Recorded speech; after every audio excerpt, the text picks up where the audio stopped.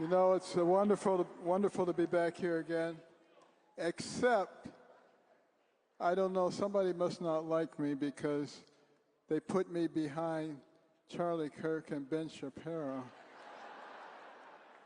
Young, dynamic, interesting people, and I'm old. But I want to tell you something. I am so proud of the American people who saw through all that gaslighting and picked Donald Trump as president. Now, the people showed that they were tired of the lawfare and the crime and the illegal immigration and the class warfare and the child abuse and men playing in women's sports and going in women's locker rooms. Just crazy stuff. You know, I was in Europe and I was talking to a bunch of the Europeans about America. And I said, what do you think about America these days? And the resounding answer I got was, we think you lost your minds. Now, if the Europeans think that, we are really in trouble. But it's time for a correction, and I think that correction is occurring.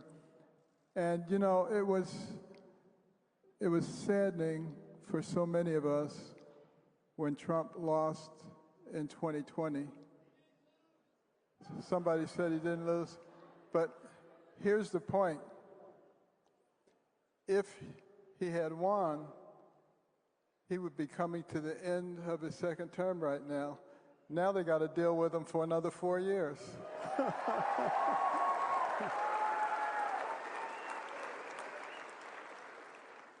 That should teach them. But, you know, sometimes a failure is a setup for success.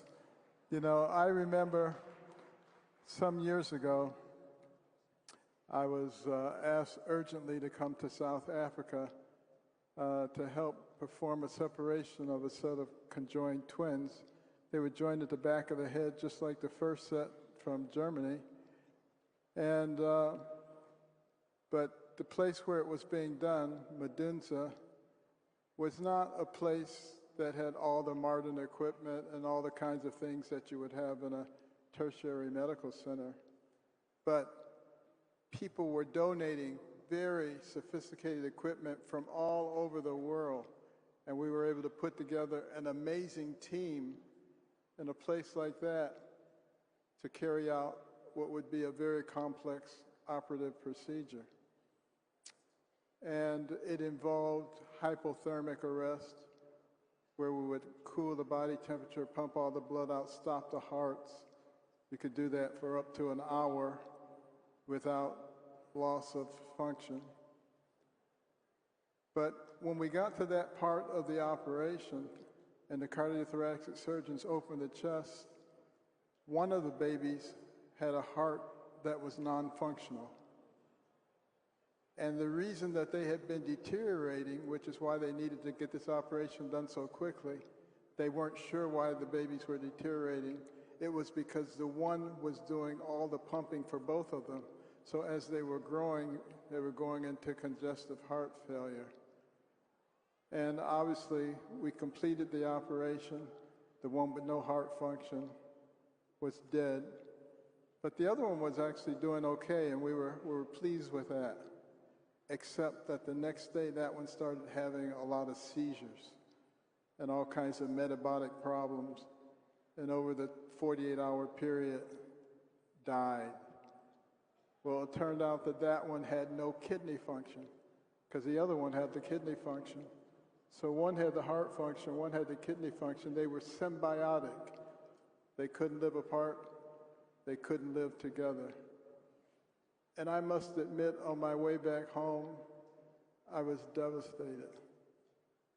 I was just devastated. I'm not used to things not going well. I was saying anybody could fail. I didn't have to come all the way over here from America in order to fail. But 2 years later, there was another case from Zambia, twins that were joined at the top of the head, facing in opposite directions, something we call type 2 vertical craniopicus. There had been 13 attempts to separate twins like that historically, none of which had been successful. So we studied the case extensively, and when I went to do that case, I was so thrilled. Over the operating room, there was a sign that said, "God bless Joseph and Luca Banda." They were having prayer service and song service. I asked them to bring a stereo system into the operating room because I love to listen to music while I'm operating. 19 hours into the surgery, we were only 3/4 of the way finished. The part that remained was so complex. There were blood vessels going in every direction. It looked like a bowl of spaghetti, and you have to try to separate them. Well, we stopped the operation. I said, maybe what we can do is cover it over with skin, leave them joined, come back in a few months, the vessels will have delineated themselves, and then we can complete the separation. And the doctors from Zambia and South Africa said, that's a great idea. And I know it would work at Johns Hopkins. But we can't keep a partially separated set of twins alive. They'll die. Now I really felt the weight of the world on my shoulders. I didn't have all my fancy equipment that I have at Hopkins. I had my scalpel, my surgical loops, and a prayer on my lips. And I went in and said, Lord, it's up to you. And over the next several hours, I was intensely operating. I honestly don't even remember what I did. But later on, the other neurosurgeons said, we couldn't believe what you were doing. But when we made the final cut that separated those twins, over the stereo system came the Hallelujah chorus. And everybody had goosebumps. And when we finished the operation, one of the twins opened his eyes, reached up for the endotracheal tube. By the time we got to the ICU, the other one did the same thing. Within 2 days, they were extubated. Within 3 days, they were eating. Within 2 weeks, they were crawling. And today, they are normal adults doing well. But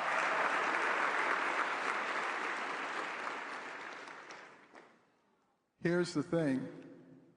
That second operation would not have been possible without all the equipment and the teams that had been put together for the first operation where the twins were not viable. And this is the same kind of thing that just happened. If Donald Trump had won in 2020, we would have had a problem. We would have had to continue to deal with the COVID and all kinds of things, and things would not have been accomplished, and he would have been blamed for everything under the sun. That didn't happen. People were able to see side by side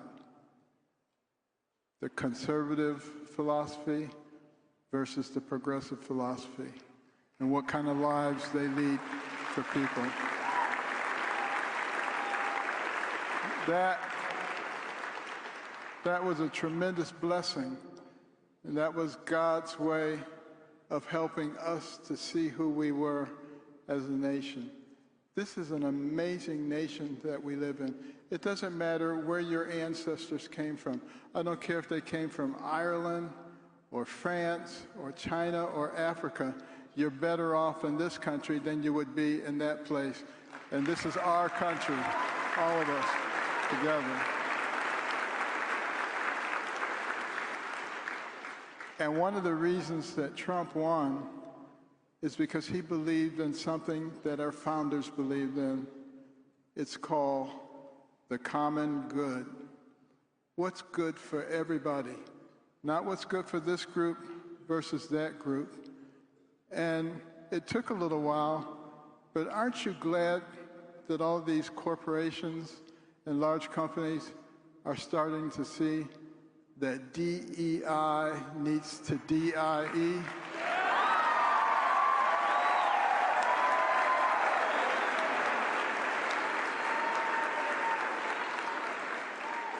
And so many people marched, protested, bled, and even died so that we could have equality in this country.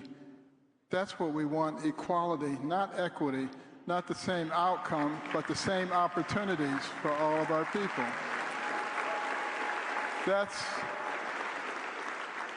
That's the thing that really made America into a great nation.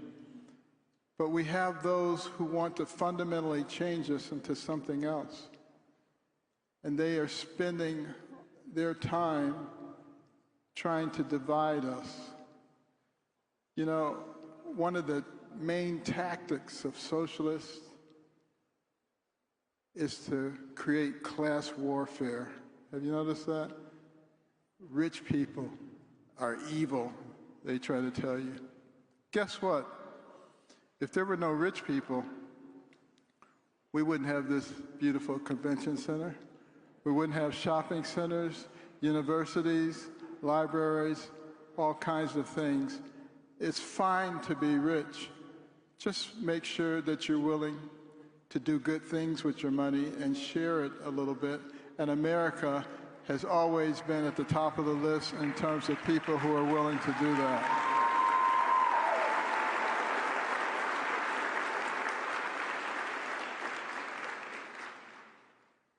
And as long as people have an opportunity to do well, isn't that what it's all about? You know, I remember as a youngster, one of the things that I hated was poverty. You know, some people hate snakes and rats. I hated poverty. It bothered the heck out of me. But you know, when I started doing a lot of reading, and particularly reading about successful people, and I began to understand that the person who has the most to do with what happens to you in life is you, then the poverty didn't bother me anymore, because I knew it was only temporary and that I could change it and that I could work as hard as I wanted to or as little as I wanted to, and that I would benefit from it. Isn't that the American dream? Isn't that what it's all about?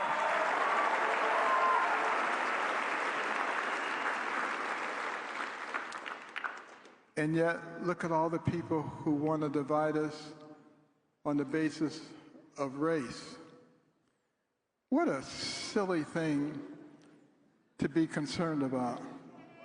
You know, I don't know anybody who has the ability to change their race. They can't change their color, but what you can control is your character and what kind of person that you are. And it seems to me that that's the thing that we should be concerning ourselves about, particularly in this time in which we're living with people doing so many silly things. Some of us need to recognize also that we are not enemies. Take the first letter of each of those things, W-A-N-E, wane. We've let hatred and division wax for a long time. It's time to let it wane now. You know, we just passed Thanksgiving, and a lot of people on the other side of the aisle were saying, if somebody in your family voted for Trump, don't invite them for Thanksgiving. Don't go over their house for Thanksgiving. You know what? That is pure evil, stimulated by the devil.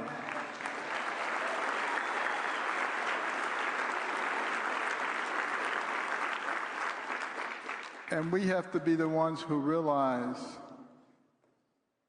that we are friends and neighbors and colleagues.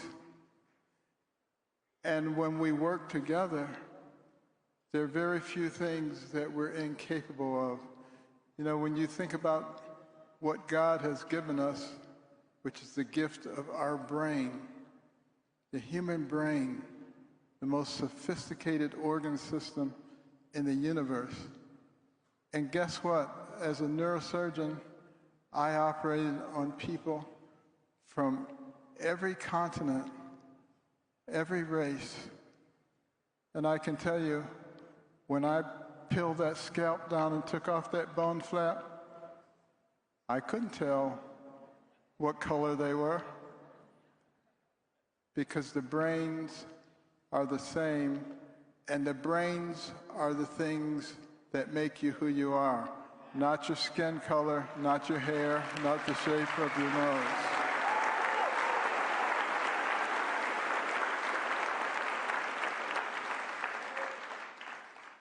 And the other thing that is so vitally important for us to understand is that we are a nation whose foundation is God.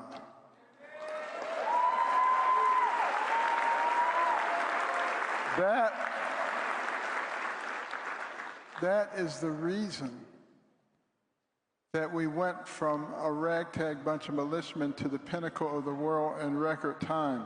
It was because of a relationship with God. You know, I think of the story of the bulletproof Washington. Many of you know that story. George Washington was a courier during the French and Indian War for General Braddock. All the couriers were killed. They were shot to death. George Washington had 2 horses shot from beneath him. He had 4 bullet holes in his coat, bullet fragments in his hair, but no wounds. And years later, after the war, Washington was back in the area. He wasn't president yet, but one of the Indian chiefs who had been involved in the war, who was elderly and near death, heard that Washington was going to be there. He asked his braves to bring him to where Washington was. He wanted to see him. And they brought him into Washington's presence. And he said to Washington, "Sir, I am an expert marksman, and I shot you 17 times. And my men shot you, and pretty soon I told them to stop wasting their bullets, and I just wanted to be in the presence of the man who is protected by the Great Spirit above."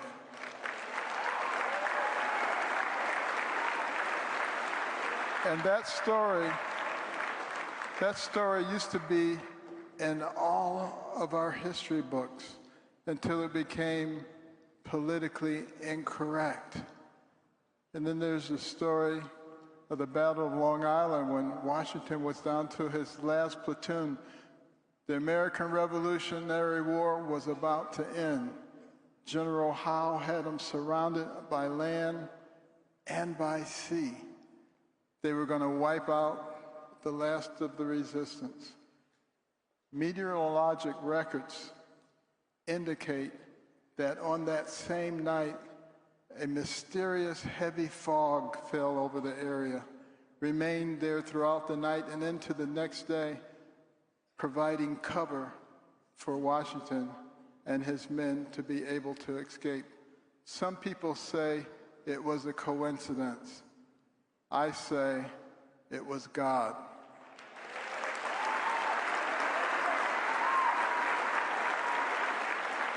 And we must remember what it means when we say that we are one nation under God. We must never forget that relationship. And it's time to come back to it. We've had a chance to see what happens when we put God in the background. We spiral downward. We become enemies. We confuse our children about their gender. We have drag trains in elementary schools. We have men in women's locker rooms and playing women's sports. We lose all of our common sense. All of it is there for us to remember. Don't let anybody tell you that you can't talk about God in public.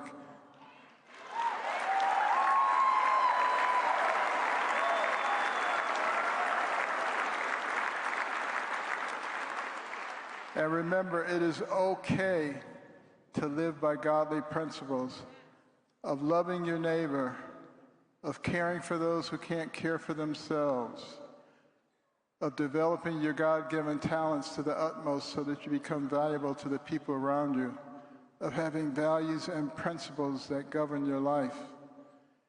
And I'll tell you, 2 weeks ago, I was with President Trump, and I said, what are you taking to give you all this energy? Because I need some of it too. And he said, you may be surprised what he said.